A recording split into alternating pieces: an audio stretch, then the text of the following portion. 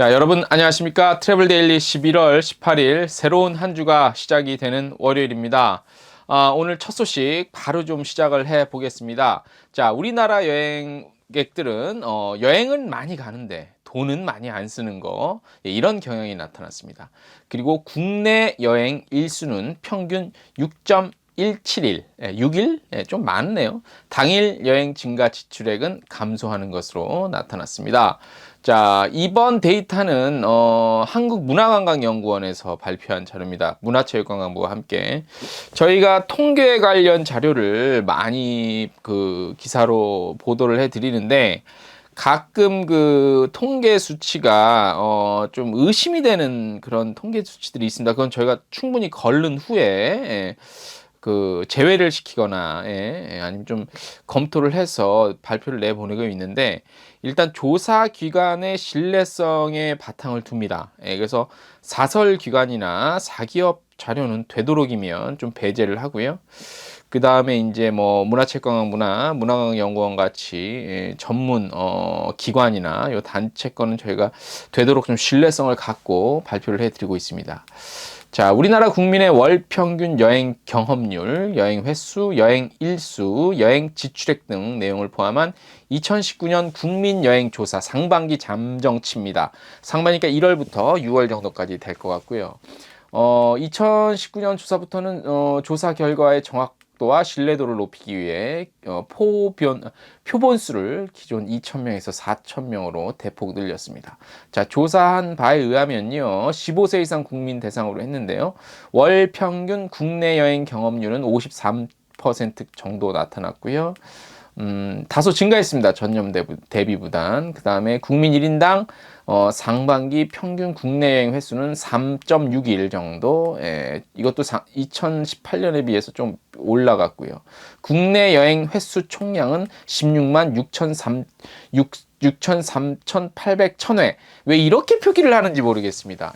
16만 6,038회면 8회지, 여기다 단위수를 줄이기 위해서 1,000회를 붙인 거는 이제 160만 6,038회로 이해를 해야 되는 게 맞을 것 같습니다. 단위 변경 때문에 많이 했는데, 이렇게 하는 나라는 우리나라밖에 없는 것 같습니다. 그래서 괜히 헷갈리게 만들고 있죠. 조사 결과 월별로 볼게요. 2, 4, 5월 전년 대비 크게 증가했고요. 특히 설 연휴가 작년보다 하루 많아서 요것 또한 또 증가를 했고요. 1인당 상반기 평균 국내 여행 일수는 뭐 4% 증가했고, 아까 말씀드린 거랑 겹치죠. 국내 여행 일수는 뭐 여행 역시 뭐 전년 대비 조금 증가했고요. 1인당 상반기 평균 국내 여행 지출액 45만 5천 원. 국내 여행 평균 45만 5천 원 지출한다네요. 요거는 조금 감소했고요. 전년 대비. 여행 지출액 총량도 2만 588, 10억이니까 이거는 어떻게 돼야 되는지요? 요거는 한번 계산을 한번 해보세요. 요까지는 저희가 시간 관계상. 국내 여행 지출액 감소.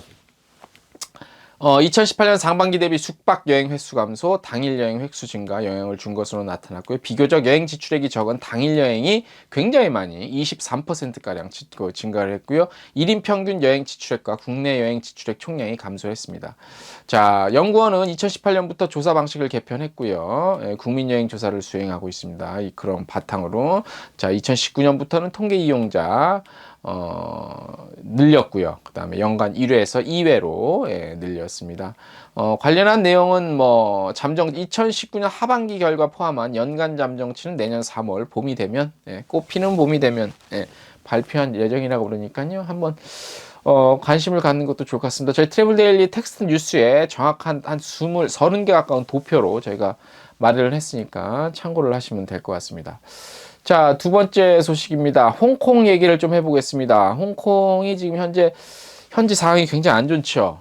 치안도 그렇고 집회 시위 관계로. 그래서 홍콩이 이제 하반기에 많이 이제 좀 감소를 했는데, 홍콩 왕조선에서 기자들을 만나서 여러 가지 좀 대화를 나눴습니다. 핵심부터 결과부터 말씀을 드리면 홍콩은 그 이후 현재 이후를 준비한다는 내용입니다. 현지의 안정화 이후 반등을 모색할 수 있는 여러 가지 전략들을 알렸습니다. 권용집 홍콩관광청 한국지사장은 기자들과 만난 자리에서 현재 홍콩의 상황은 좋지 않지만 조만간 안정을 되찾고요. 전 세계 여행객을 다시 만날 준비를 하고 있다고 밝혔습니다. 홍콩은 지난해 동계 시즌에 약 16만 5천여 명의 한국인이 찾았어요. 동계 시즌입니다. 그래서 역대 최고 기록을 경신한 바 있고요.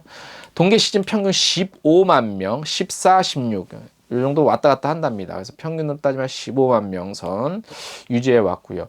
연평균으로 보면 매년 평균 한 140만여 명 정도 갔는데 홍콩 사태 이후 약 60% 정도 가까운 수치가 하락한 것으로 그렇게 나타났습니다. 레저 수요 감소로 인해 큰 폭의 하락세를 보이고 있지만 상용 수요와 일부 마카오 경유 수요로 인해서 홍콩 현지 분위기가 안정화 조짐이 보일 경우 반등할 수 있는 잠재력은 충분하죠. 워낙 홍콩 여행 인프라가 잘 돼 있으니까요. 자, 그래서 홍콩관광청에서 다음 달 중순 이후에 12월 말이겠죠.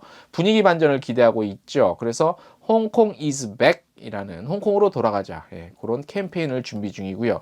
국내 어떤 인플루언서들 또 관계자들 대상으로 다양한 프로모션도 예정돼 있습니다. 그리고 홍콩 관광청 본청의 임원진 회장을 비롯해서 임원진들 그리고 현지 호텔 관계자들이 대거 한국을 찾아서 약 3주간에 걸쳐서 대대적인 프로모션을 진행한다는 계획입니다. 아울러서요 대형 여행사 그리고 항공사 그리고 OTA들과의 코업 마케팅을 통해서 내년 4월 대형 프로모션 역시 준비 중인데요. 프로모션 명이 또 이미 정해졌습니다. If I were you라는 만약 내가 당신이라면 뭐 이런 뜻이겠죠. 프로모션을 기획해서 반등 모멘텀을 잡아간다는 계획입니다.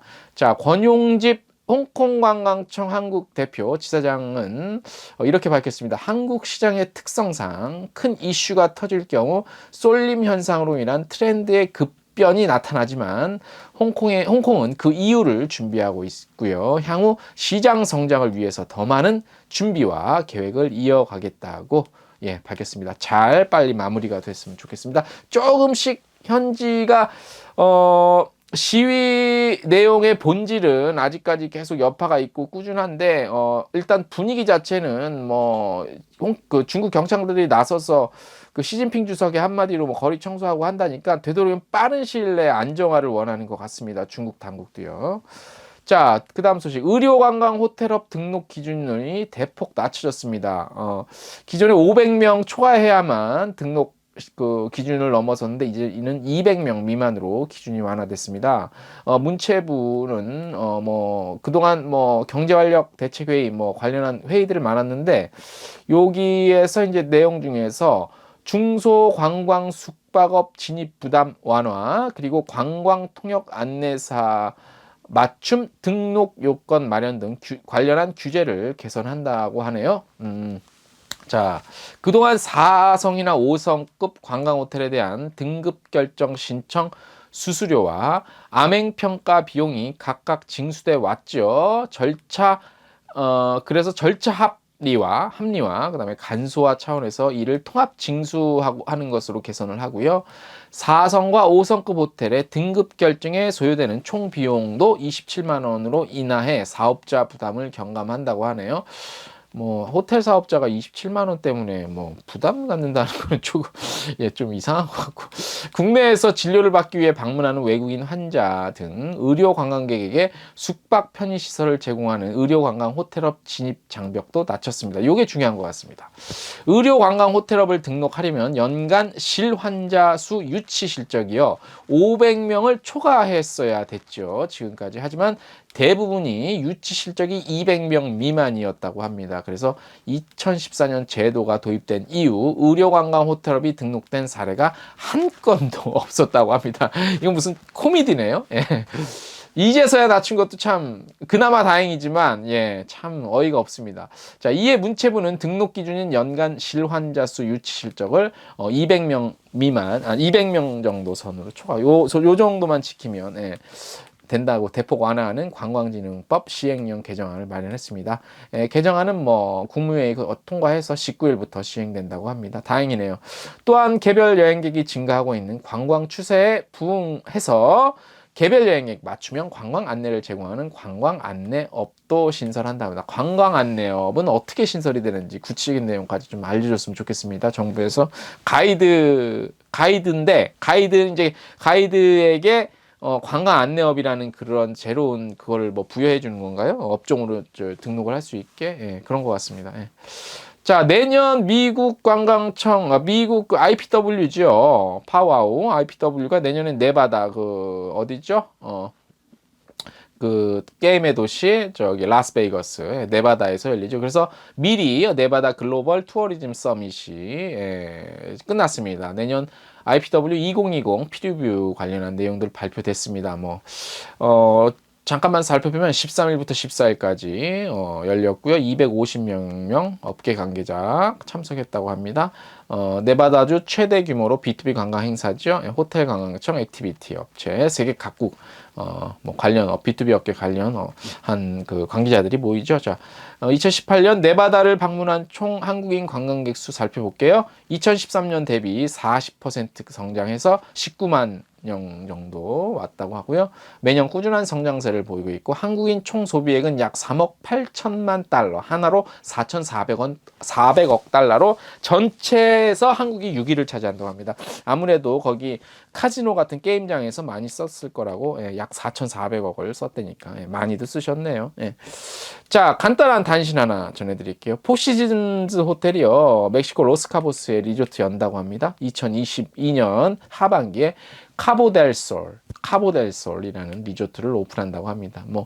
멕시코 현지 로스카보스에도 관련한 브랜드 호텔이 많은데 조금 이제 좀 긴장이 되는지 그거는 모르겠습니다. 근데 포시즌 브랜드가 워낙 강력하니까 이런 좀 소식이 하나 들어와 있고요.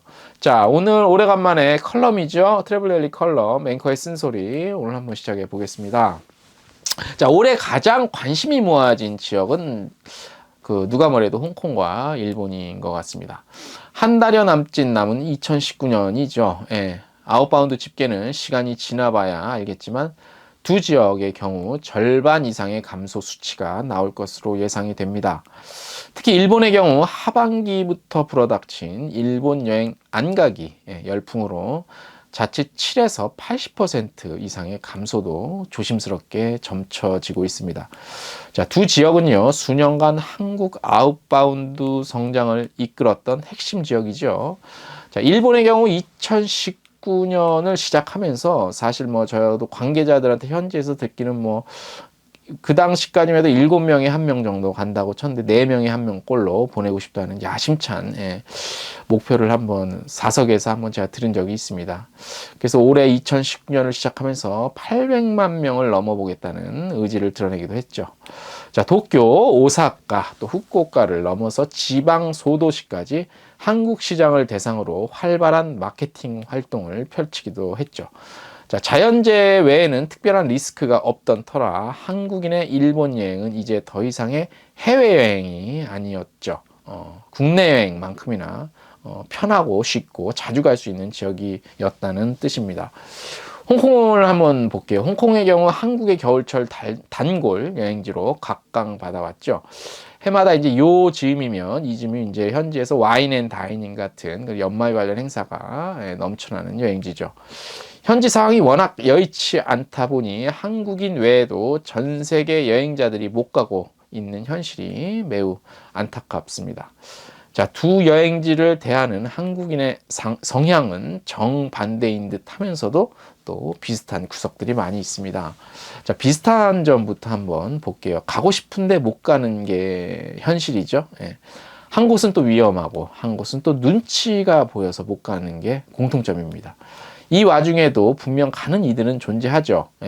필자와 가까운 이들도 현지의 상황, 주위의 시선은 아랑곳하지 않고 가고 싶으면 간다. 이렇게 그런 분들도 많이 있습니다. 진정한 여행자가 아닐까라는 생각도 한번 해보고요. 자, 각자 자신만의 감정, 그리고 시선, 그리고 잣대로 타인의 여행 취향을 바라볼 수는 있죠. 하지만 비난하거나 삿대질을 해서는 안 되는 것이죠. 자, 흥미롭고 고맙게도 두 지역의 인바운드 현황은 현상 유지 또는 성장을 보이고 있습니다. 한국으로 들어오는 인바운드 수요가요. 특히 일본의 경우 여행사를 통한 인바운드 실적은 성장세를 보이고 있고요.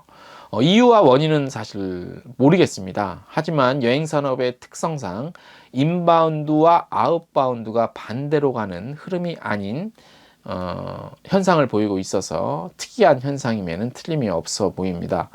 자, 정부 간의 일이고 정치적 문제인 만큼 해결의 시간까지 인내가 필요하겠죠. 2019년 시작된 일이니 2019년에 모든 것이 다 마무리되었으면 하는 바람을 가져봅니다. 오늘 칼럼 앵커의 쓴소리였고요. 쓴소리는 아니었네요. 오늘은 예. 자, 그렇게 해서 11월 18일 월요일 트래블 데일리 동영상 뉴스 오늘 순서는 이것으로 마무리를 해 보겠습니다.